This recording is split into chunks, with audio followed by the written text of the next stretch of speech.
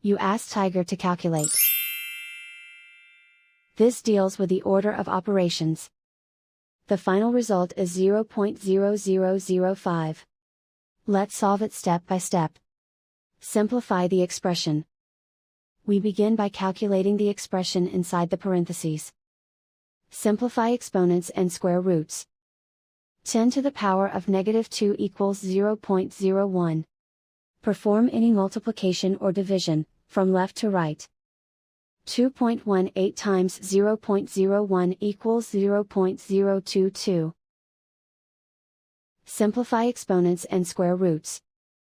0.022 to the power of 2 equals 0.0005.